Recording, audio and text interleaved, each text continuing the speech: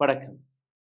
19 நாட்களாக ஒரு நபர் உங்களுடைய குழந்தைக்காகவும், என்னுடைய குழந்தைக்காகவும், இந்த நாட்டின் கோடிக்கணக்கான இளைஞர்களுக்காகவும் போராடிக் கொண்டிருக்கிறார். உண்ணாவிரதத்தில் அமர்ந்திருக்கிறார். கோரிக்கை என்ன? இந்த நாட்டு இளைஞர்களுக்கு, இந்த நாட்டு மாணவர்களுக்கு கிடைக்கக்கூடிய அதிகாரம், உரிமைகள் சரியாக போய் சேரல. இந்த நாட்டில் பேப்பர் லீக் நடக்கக்கூடாது. இந்த நாட்டு மாணவர்கள் தற்கொலை செய்யக்கூடாது. வேறொரு பெற்றோர் கண்ணீர் வடிக்கக்கூடாது. வேறொரு குடும்பம் தெருவில் வரக்கூடாது.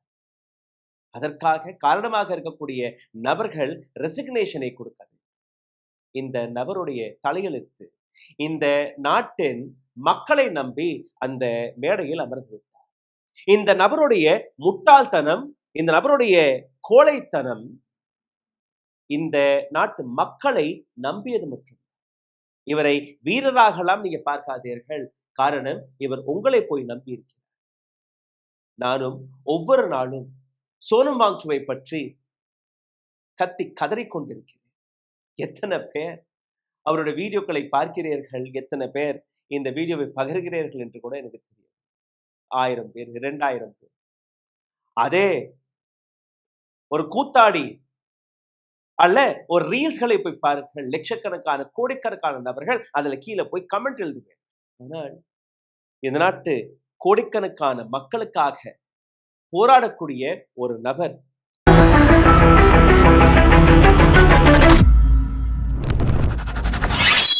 சோனம் வாங்சு. இனி கேட்பார்கள், யார் இந்த சோனம் வாங்சு? சோனம் வாங்சு ஒரு டீச்சர், ஒரு சயின்டிஸ்ட், ஒரு ரிசர்ச்சர், ஒரு இனோவேட்டர். உலக நாடுகள் இவருக்கு பரிசுகளை கொடுத்திருக்கிறார்கள், அவார்டுகளை கொடுத்திருக்கிறார்கள். ஏன்? லத்தாக்ல இருக்கக்கூடிய மாணவர்கள், இந்திய மாணவர்கள், படிப்பில் மக்காக இருக்கக்கூடிய மாணவர்கள், எக்ஸாமினேஷன் பரீட்சை எழுத முடியாத மாணவர்கள், கடைசி பெஞ்ச், லாஸ்ட் பெஞ்சஸ்களுக்காக அவர் ஒரு பள்ளிக்கூடத்தை திறந்திருக்கிறார். எதற்காக இந்த பள்ளிக்கூடம்? நீங்க யாரை மக்காக பார்த்தீர்களோ அதே லாஸ்ட் பெஞ்சரை ஒரு சயின்டிபிக் டெவலப்மெண்ட்டுடன் அவரை சயின்டிஸ்டாக, இன்ஜினியராக மாற்றுவதற்காக, ஒரு அகாடமிக் டெவலப்மெண்ட்டை கொண்டு வந்து அந்த மாணவருடைய வாழ்க்கையை மாற்றுவதற்காக, அந்த லாஸ்ட் பெஞ்சரையும் இந்த நாட்டு ஸ்ட்ரகிளிங் ரேஸில் முன் வரிசையில் கொண்டாடுவதற்காக அந்த பள்ளிக்கூடம். இது மட்டுமல்ல, இவருடைய வாழ்க்கையை மையப்படுத்தி 3 Idiots தமிழில் நண்பன் என்கிற படமும் எடுக்கப்பட்டது. ஹிந்தியில ஒரு 400 கோடி ரூபாய் பார்த்தது, தமிழ்ல 150 கோடி ரூபாய் பார்த்தது. ஹிந்தியில ஆமீர் கான் நடித்தார், தமிழில் இப்போ தமிழ்நாட்டின் சீஃப் மினிஸ்டர் விஜய் அவர்கள் நடித்தார். ஒரு வார்த்தை கூட இந்த 2 நடிகருமே பேச. சோனம் வாங்சுடைய அந்த கேரக்டரை சினிமா திரையில் நடித்த நபர்கள் இன்னைக்கு அமைதியாக இருக்கிறார்கள். ஏன்? சரி, சோனம் வாங்சு இந்த நாட்டு ராணுவத்திற்கு என்ன செய்தார் அதையும் கேட்டுக்கொள்ளுங்கள். ஒரு டென்ட்டை அமைத்திருக்கிறார். லத்தாக்ல -20 டிகிரி செல்சியஸ் ஃப்ரிட்ஜ், உங்களுடைய ஐஸ் உறையும் இல்லையா, அது 0 டிகிரி, அதற்கும் கீழ் -20 டிகிரி செல்சியஸ்ல அப்படியே ரத்தம் உறையக்கூடிய அந்த டெம்பரேச்சரில் இந்த நாட்டு ராணுவ வீரர்கள் எப்படி உயிர் வாழ்வார்கள் என்று சிந்தித்து அவர்களுக்காக அந்த டென்ட். இன்னைக்கு லத்தாக்ல இந்த நாட்டு ராணுவ வீரர்கள் உயிருடன் கம்ஃபர்டபுளாக அங்க இந்த நாட்டு எல்லைகளை பாதுகாத்துக் கொண்டிருக்கிறார் என்றால் அதற்கான காரணம் சோனம் வாங்சு. இது மட்டுமல்ல, ஒரு நபர் லத்தாக்குடைய ரைட்ஸிற்காக போராடி லத்தாக்ல உண்ணாவிரதம் இருந்து அந்த உண்ணாவிரதத்திற்கு இந்த நாட்டு பிஜேபி அவருக்கு கொடுத்த பதில் பரிசு 6 மாதம் சிறை தண்டனை. அவர் மீது தீவிரவாதிகள் மீது போடக்கூடிய அந்த வழக்கை போட்டார்கள். கடைசியில் ஒண்ணுமே நடக்கவில்லை. நீதிமன்றத்தில் அவர் செய்த தவறை கூட அவர்களால் ப்ரூவ் செய்ய முடியவில்லை. ஏன்னா அவர் தவறே செய்யவில்லை. இவர்தான் சோனம் வாங்சு. 19 நாட்களாக ஒரு நபர் பச்சை தண்ணி, கொஞ்சம் உப்பை மட்டும் சாப்பிட்டு கொண்டு இருக்கிறார். அவருடைய உடல்நிலையை பற்றி டாக்டர்ஸ் கொடுக்கக்கூடிய பதில் என்ன? 2 நாட்கள் 3 நாட்களை தாண்ட மாட்டார். ஆனால் அவருடைய மனதைரியத்தை நீங்க பார்க்க, அவருடைய உறுதியை நீங்க பார்க்க வேண்டும்.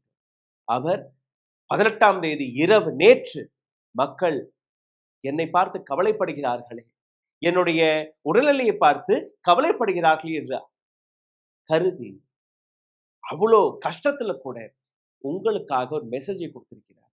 ஹிந்தியில பேசியிருக்கிறார். உங்களுக்கு புரியாது என்று எனக்கு தெரியும். கீழே சப்டைட்டில் எழுதுறேன், போய் பாருங்க, கேளுங்க, என்ன பேசுறாருன்னு நீங்க கேளுங்க. This is what Sonal wants. नमस्कार साथियों, बड़े मुश्किल से आज फिर आप लोगों से जुड़ पा रहा हूँ 18वें दिन, क्योंकि आप लोगों के हज़ारों संदेश आए कि मैं अनशन तोड़ दूँ, कुछ खा लूँ।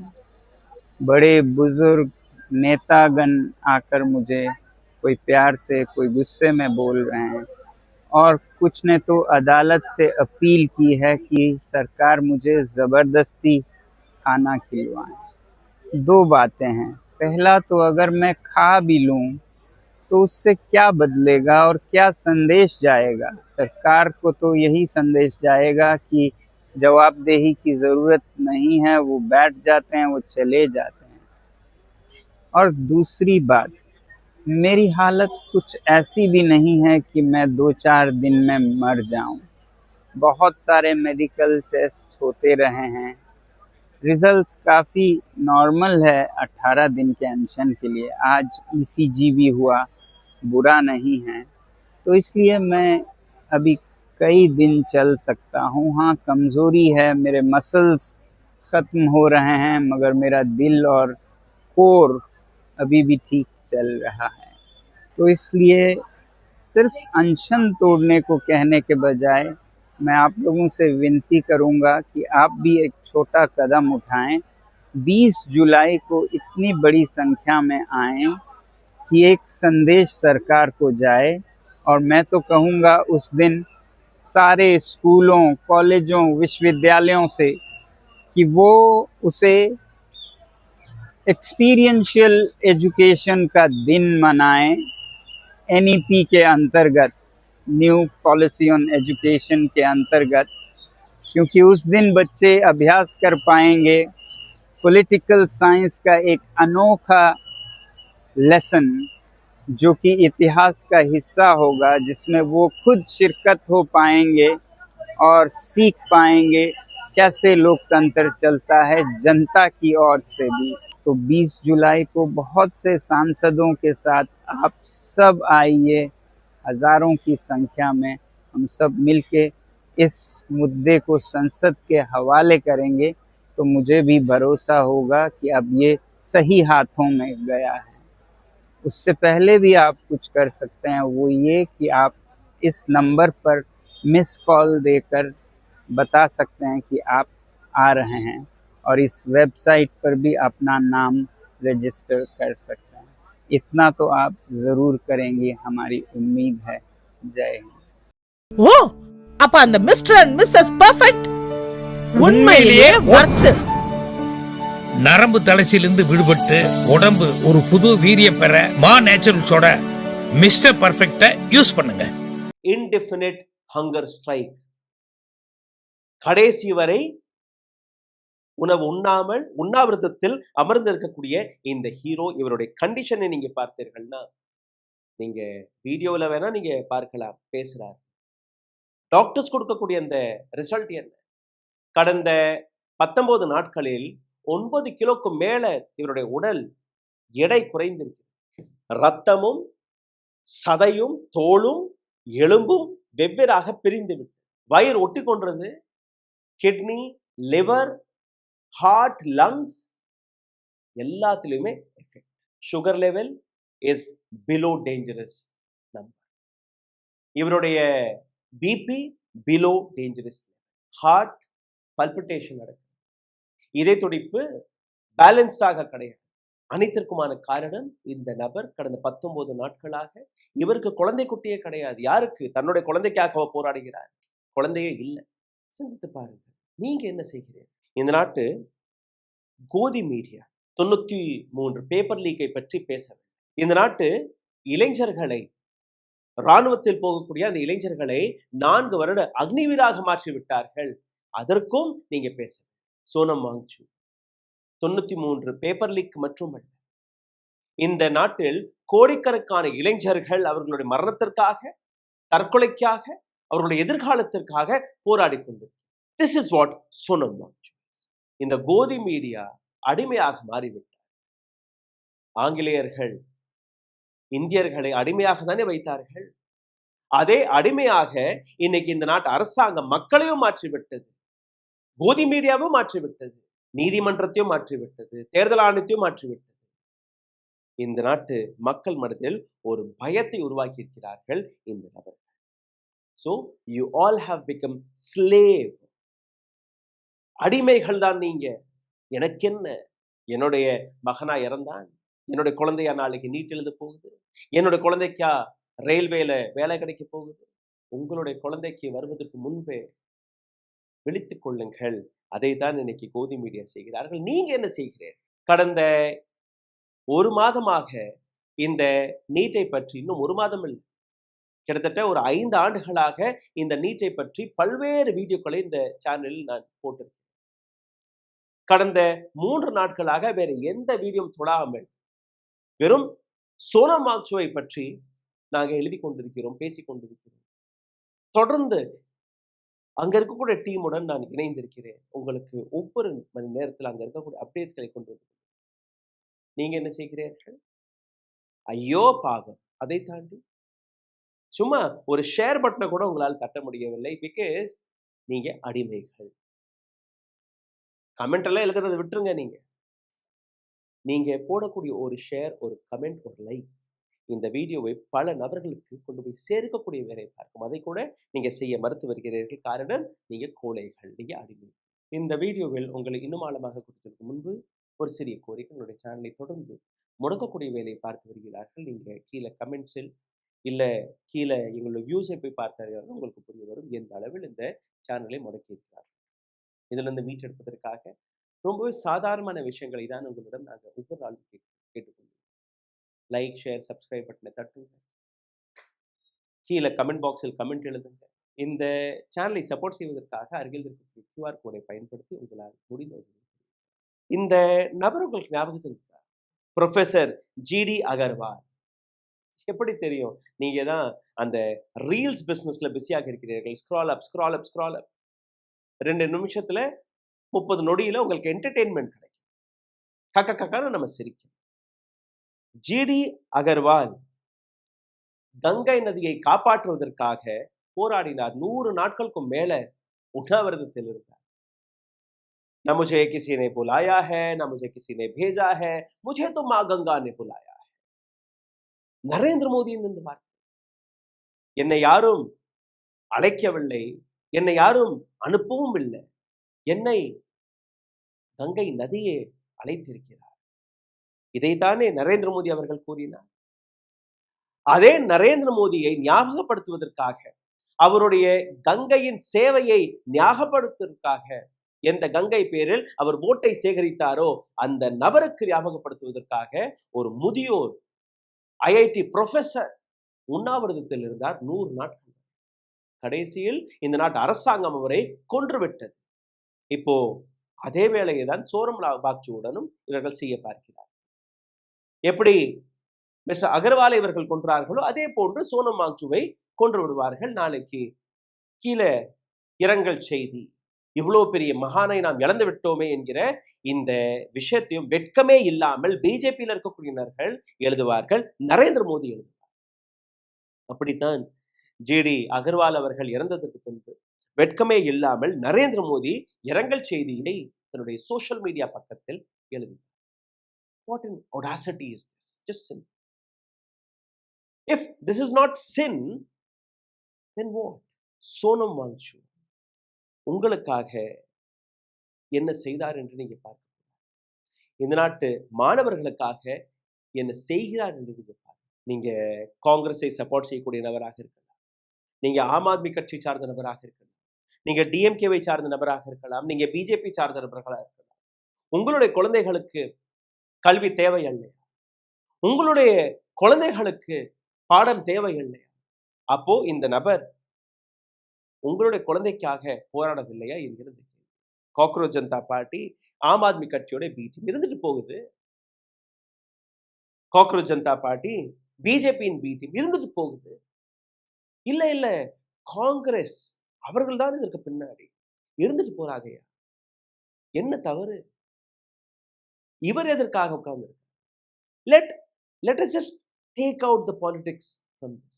See one man who's sitting on hunger strike for the last 19 days. 19 days. And he may die. எப்போ வேணாலும் அவர் உயிர் இழக்கக்கூடிய நிலையில் இருக்கிறார். So don't do this propaganda business. அவருடைய ஃப்ளாஸ்க்ல சோடா வச்சிருக்காரு, சிக்கன் சூப் வச்சிருக்காரு, மட்டன் சூப் வச்சிருக்காரு, ஆரஞ்சு புளிஞ்சு ஜூஸ் வச்சிருக்காரு. Don't do this. ஒரு நபர் அவருடைய முகத்தை பார்த்தாலும் உங்களுக்கு புரியும். இப்போ இண்டிவிஜுவலாக பல அரசியல் கட்சி தலைவர்கள் அவரை பார்க்க போயிருக்கிறார்கள். ஜான் பிரிட்டோ சிபிஎம், தீபாங்கர் பட்டாச்சாரியா சிபிஐஎம்எல், புஷ்பேந்தர் சரோஜ் சமாஜ்வாதி பார்ட்டி, மனோ தங்கராஜ் அவர்கள் டிஎம்கே, உத்தவ் டாக்கரே மகாராஷ்டிராவிலிருந்து நான் சப்போர்ட் செய்கிறேன் என்று கூறியிருக்கிறார். அரவிந்த் கெஜ்ரிவால் அவரும் நான் சப்போர்ட் செய்கிறேன் என்று கூறியிருக்கிறார். மம்தா பானர்ஜியின் அரசியல் கட்சி தலைவர்கள் ஒரு சில பேர் அவர்கள் எழுதியிருக்கிறார்கள். இதே போன்றுதான் காங்கிரஸிலிருந்தும் ஒரு சில நபர்கள் எழுதியிருக்கிறார்கள். ஆனால் வேர் இஸ் ராகுல் Gandhi? Where is MK Stalin? Where is Mamata Banerjee? Where is Pinarayi Vijayan? Where is Sharad Pawar?